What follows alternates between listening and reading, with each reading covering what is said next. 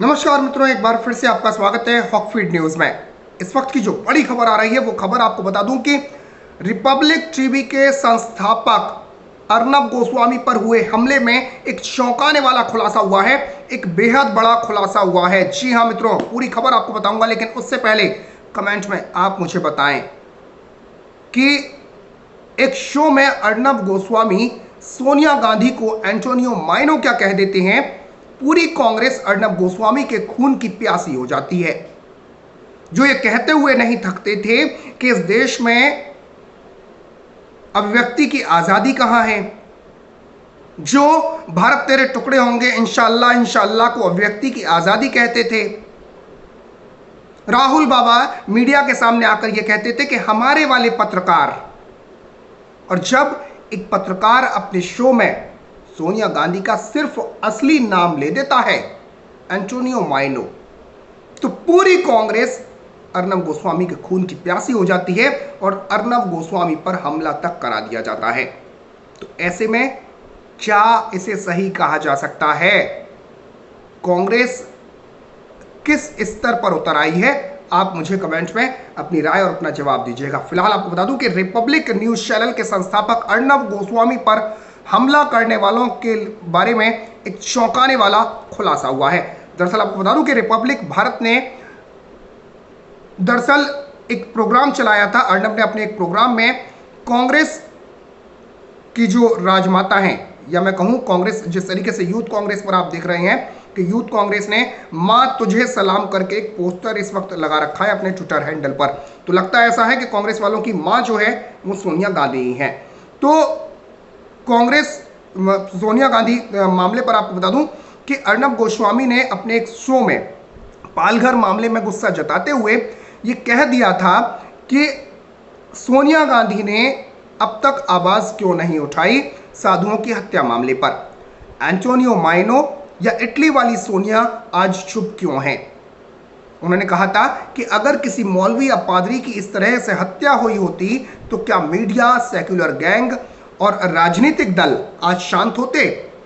अगर पादरियों की हत्या होती तो क्या इटली वाली एंटोनियो माइनो, इटली वाली सोनिया गांधी आज चुप रहती? यह कहना था अर्नब गोस्वामी का अपने एक शो में। इस वाकये के बाद अर्नब गोस्वामी पर जब वो मुंबई के अपने दफ्तर से बाहर निकलते हैं अपनी पत्नी के साथ, तो उन पर हमला कर दिया जाता है। इसके बाद आपको बता दूं कि हमला करने वाले जो शख्स थे उनको पकड़ लिया जाता है, और ये शख्स ये बताते हैं कि वो यूथ कांग्रेस से जुड़े हुए हैं। और अब इस मामले में चौंकाने वाला जो खुलासा हुआ है वो आपको बता देता हूं मित्रों। रिपब्लिक टीवी के ही एक और पत्रकार अजीत दत्ता ने एक ट्वीट किया है, और उनके मुताबिक हमलावरों के पास लॉकडाउन के नाम पर बाहर निकलने का पास था, यानी लॉकडाउन का पास इनके पास था और खाना बांटने के नाम पर ये बाहर निकले थे। यानी लॉकडाउन का पास इन लोगों के पास था पहले से, और खाना बांटने के नाम पर ये बाहर निकले थे। और इसके बाद इन्होंने अर्नब गोस्वामी और उसकी पत्नी पर, उनकी पत्नी पर जो है वो हमला किया। सोनिया गांधी का असली नाम लेने के बाद आप देख रहे होंगे कि जिस तरीके से ऐसा लगता है कि कांग्रेस की दुम पर पैर रख दिया हो। पूरी कांग्रेस ऐसा लगता है कि अर्नब गोस्वामी के खून की प्यासी हो चुकी है। कल ही कल में अर्नब गोस्वामी पर पूरे देश में 200 से ज्यादा एफआईआर दर्ज हो चुकी हैं। यानी एक रिकॉर्ड बना दिया गया अर्नब गोस्वामी ने। और मुद्दा सिर्फ इतना था कि पालघर मामले को लेकर अर्नब गोस्वामी ने यह कहा कि इटली वाली सोनिया गांधी, एंटोनियो माइनो क्यों चुप है साधुओं की हत्या मामले में, और क्या किसी मौलवी या पादरी की हत्या होती तो भी सोनिया गांधी इतनी चुप रहती? अब मित्रों आप मुझे बताइए कि अगर किसी को उसके वास्तविक नाम से पुकार लिया जाए तो वो इतना बिदक जाएगा? वास्तविक काम से नहीं, काम नहीं बताया है, सिर्फ नाम बताया है, और नाम पर इतना बवाल। अलका लावा रात को 3 बजे, अलका लावा, जो कि आपको बता दूं कि इसके बाद अलका लावा की आपको बेशर्मी की हरकतें बताता हूं। अलका लावा जो कि खुद को एक महिला कहती हैं, महिला हैं, और अलका लावा ने देर रात ट्वीट करके युवा कांग्रेस जिंदाबाद लिखा था। जब अर्नब गोस्वामी पर हमला हो जाता है, उनकी पत्नी पर हमला हो जाता है, उसके बाद अलका लामा जो कि कांग्रेस की नेता हैं, वो देर रात ट्वीट करती हैं युवा कांग्रेस जिंदाबाद। यानी जो कांग्रेस महात्मा गांधी की दुहाई देते नहीं थकती,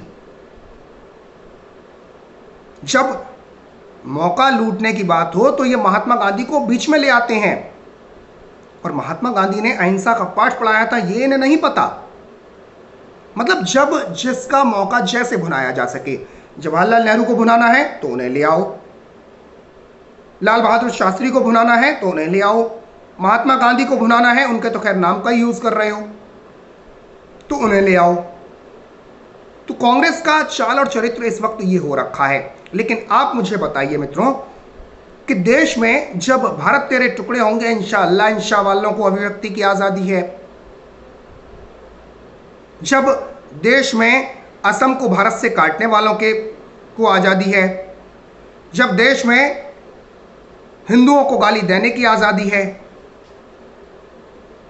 तो फिर इस देश में एक पत्रकार के सवाल पूछने पर इतनी आपत्ति क्यों? पत्रकार ने अपने लाइव टीवी में सोनिया गांधी का असली नाम लेते हुए, असली काम नहीं बताया, असली नाम लेते हुए एक सवाल पूछ लिया कि आखिर अब तक सोनिया गांधी, एंटोनियो माइनो, इटली वाली राजमाता अब तक इस पर चुप क्यों है? मित्रों आपको बता दूं कि पालघर में, महाराष्ट्र के पालघर में साधुओं की हत्या कर दी गई थी।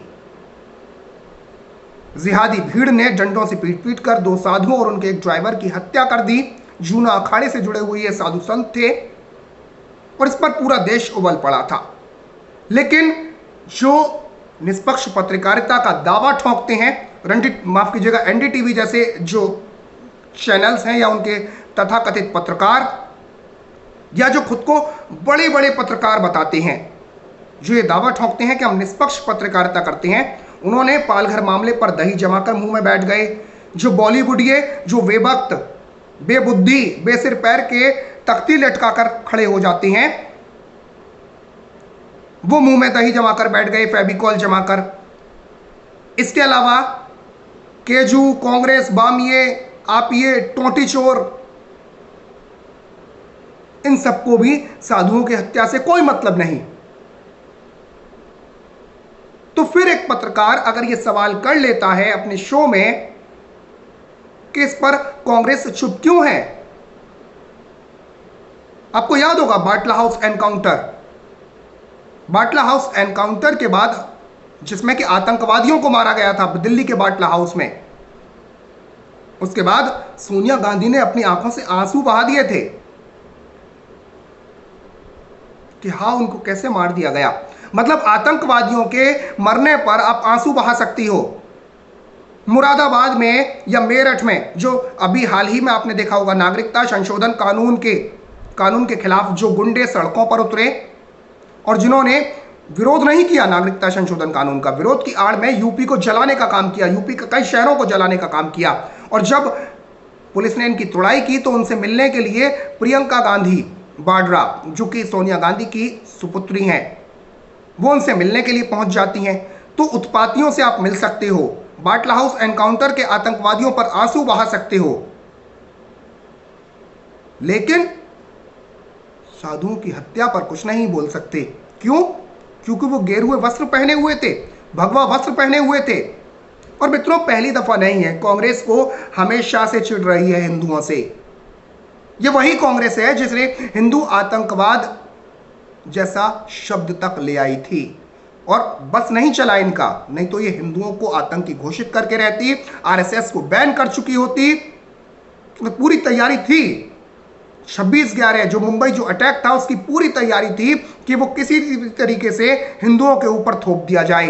वो तो भला हो तुकाराम ओंबले का, जिसने अजमल आमिर कसाब को जिंदा पकड़ लिया, और जिस अजमल आमिर कसाब ने यह कहा कि वो पाकिस्तान से है, नहीं तो कांग्रेस पाकिस्तान को क्लीन चिट देकर मुंबई आतंकी हमले का पूरा दारोमदार हिंदुओं पर थोपने वाली थी।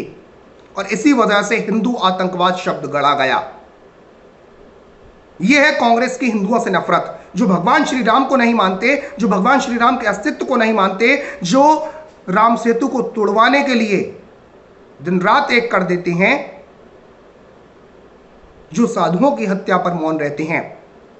उनसे एक सवाल पूछ लिया जाता है तो पूरी की पूरी कांग्रेस छाती पीटने का प्रोग्राम शुरू कर देती है। ये है कांग्रेस की हकीकत। लेकिन मित्रों, क्या आप अर्नब गोस्वामी के साथ हैं? कमेंट में मुझे बताइएगा। साथ ही साथ इस खबर को शेयर करें और देश हित से जुड़ा हुआ चैनल है हॉकफीड न्यूज़ को सब्सक्राइब जरूर करें। बराबर में जो बेल आइकन है, जो घंटी का निशान है, उसे जरूर दबा दें। फिलहाल के लिए इतना ही। जय हिंद, जय भारत, नमस्कार।